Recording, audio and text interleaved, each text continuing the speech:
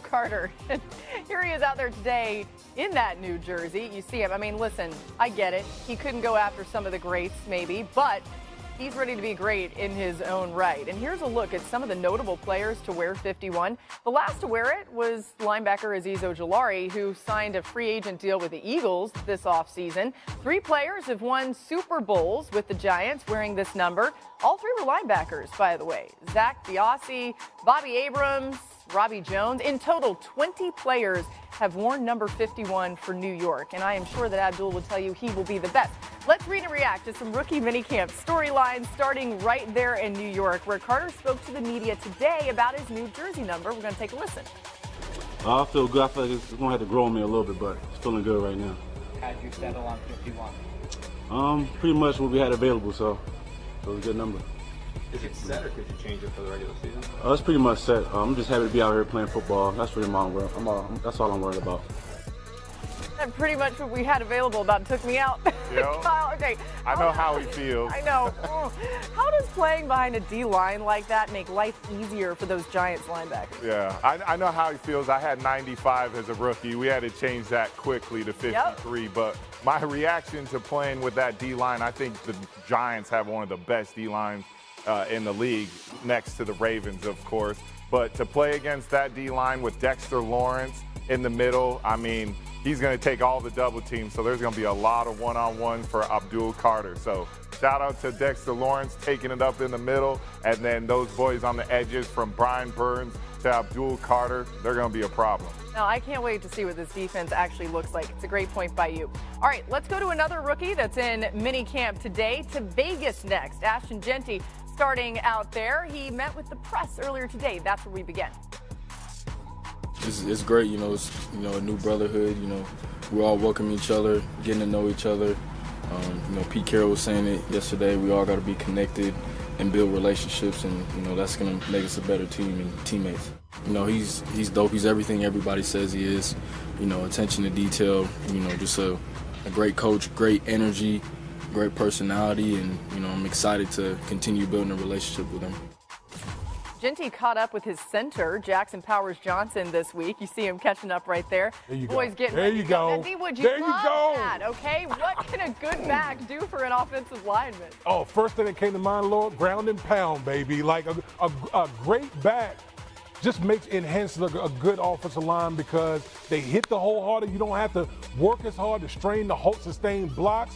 And then ultimately, what this guy is great at is yards after contact. Look at that. Look at the yards he's getting after contact. You don't think offensive linemen don't get excited when blocking for a running back like that? I love it. I can't wait to watch this young man play this fall. Yeah, you're going to love him, D-Wood. I mean, I know you've already seen him play in college, but you just wait. He's so much fun.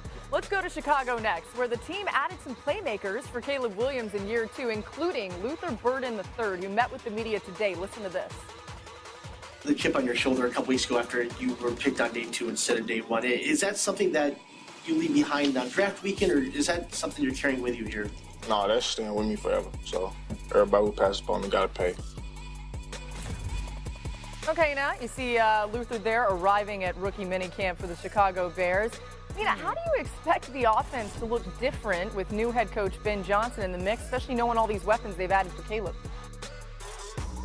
Yeah, I think it's going to be a sort of marriage between him and Caleb Williams. I mean, I do think there's going to be a lot of similarities to what we saw in Detroit, which was a perfect fit for Jared Goff. There's really not many more quarterbacks in the NFL who are better at turning their back to the defense off of play action than just ripping it over the middle of the field. Caleb Williams can do that. He has the arm talent. The question is, does he have the faith in the structure of the offense to play on time? That's what we didn't see enough of last year. Ben Johnson is going to set him up to succeed. He has the playmakers to do it. It's really going to come down to the young quarterback. Yeah, it's well said. Also, too, I think, as you mentioned, Mina, just knowing he'll have more protection this time around and a little more time to make some of those decisions. Let's get to some more top stories from around the league with rookie mini camps. Jeremy Fowler here. Jeremy, start us off in Jacksonville with the plan for Travis Hunter. Everybody's like, can he possibly do this and play both offense and defense? Yeah, Laura, the plan is to major in offense, minor in defense. I just checked with some people in Jacksonville. The expectation is during rookie minicamp, he will do something on the defensive side. Didn't do much on that side today.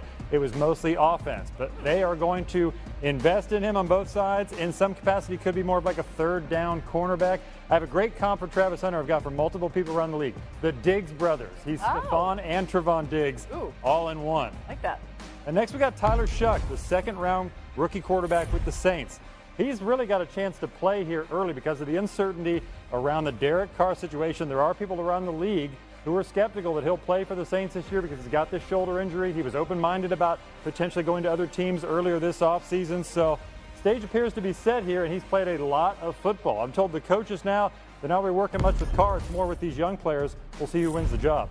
And you got Nick Chubb, so it looks like it is the end of an era. In fact, that's what a source told me last week about their drafting of 2 running backs, Quinshon Judkins in the second round, Dylan Sampson, day 3. They felt like it was a good run for Chubb and Kareem Hunt together, but they need to get younger, more explosive. That's been their goal.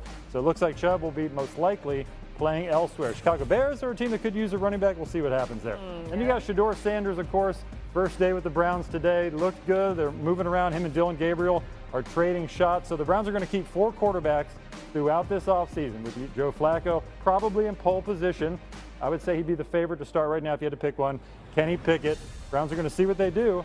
Sanders will have every opportunity to make this team. Yeah, and of course, if anybody is on the trading block, they want other teams to have a chance to see what they can do too. Now, the Browns have not had a Pro Bowl quarterback since Derek Anderson in 2007. That's the longest active drought in the NFL. Speaking of those quarterbacks, Kimberly Martin at Browns camp today. All the details on Shedeur Sanders' first practice.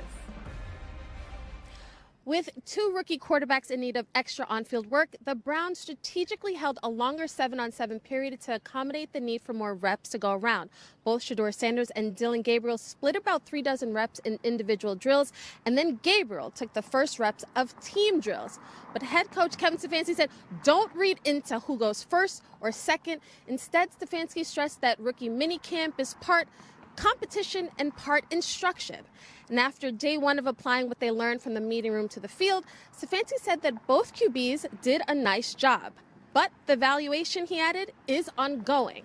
So when I pressed Stefanski on that process, he said, we're evaluating everything they do on the field, in the meeting room, and in the weight room. It's not just about 1 rep at rookie minicamp or 1 rep in OTA.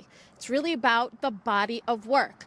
So day 2 of that evaluation process starts tomorrow, and we'll get to hear direct. Yeah, I'd say just with any young player, Patty, you're doing everything you can to, again, there's a long list of things that you have to go through with all these players. The quarterback is a particularly hard position mentally. We're going to put everything we got into it. I know he will too. And there'll be some struggles and there'll be some good things, and that's what you learn from. But excited to work with him. He's constantly, coaching me, and I think that's what I want to be around. I want to be I want to be coached the hardest, and I feel like that's going to help me excel at the highest level and help me reach my potential. So there's not another coach I'd rather be playing for. Oh man, it's been rough for the Giants since Eli Manning retired after the 2019 season. The G-men have thrown for 15 or fewer touchdowns in 4 of the 5 seasons since Eli left. That's twice as many as the next closest teams. Here's our Giants reporter Jordan Renan on how the quarterbacks look today. Thanks, Laura. It was easy to see in just one practice what the Giants like about Jackson Dart. He was out there getting guys in position at the line of scrimmage, fitting throws into tight windows. He even gathered the guys together on the bus ride home yesterday and went over plays in order to be prepared and confident for his first practice, which he was. Not everyone's first practice goes so smoothly. Just ask Eli Manning, who famously threw a ball off the tackling dummy in his first workout with the Giants. Now Dart and the Giants know there's going to be a big learning curve. This, after all, is a quarterback who only used a clap as a snap count in college. Head coach Brian Zabel said it's not rocket science, so think he'll be able to pick that up quickly. Still, after the draft, I asked general manager Joe Shane if he thought this could be like a redshirt year for Dart, sitting and learning behind veterans like Russell Wilson and Jameis Winston. Shane was nodding his head yes. Dart has said he's never really been in that position, so this could be different for him. Back to you, Laura. Thanks, Jordan. All right, Jeremy, what are the Giants hoping for when it comes to seeing Dart on the field in the fall? Yeah, so the stage is set for Jackson Dart to sit an extended period of time and learn behind the scenes if everything goes correctly. That means that Russell Wilson looks great in training camp. If they can win, hey, look, we're not naive, right? We know how this goes. You got to win at least some semblance of football games to stave off the rookie. But the Giants do feel more equipped than they have in the past to be at least able to hold the fort down. They got a good defense now. They got more parts. Russell Wilson doesn't turn the ball over. Like, they're hopeful, that they can let Jackson Dart develop behind the scenes. But I'm told they're also not going to guardrail him either. If he is lights out in training camp over the next 3 months, looks terrific, they're not just going to hold him out for no reason. But the feeling around the league, the prevailing theme when I talk to other teams is that Jackson Dart needs at least a year to develop based on the offense he came from. Ole Miss just needs a little bit of time. Yeah, listen, I understand the game plan here, but I'm not one to put guys in boxes because everyone develops at different rates here. So again, like you pointed out, if he comes out here and he lights it up, you might have the whole Giants organization reassessing things along the way. But I think the overall prevailing thing is, I think it just depends on how the Giants season goes. If the Giants if they're playing ball and they're winning some games and they're hanging tough and Russell Wilson is playing pretty decent, then okay, he'll probably sit down and develop. But we know, and I played in the New York market, if things go awry and you got that first round pick at quarterback, trust me, fans and everyone will be clamoring for him to be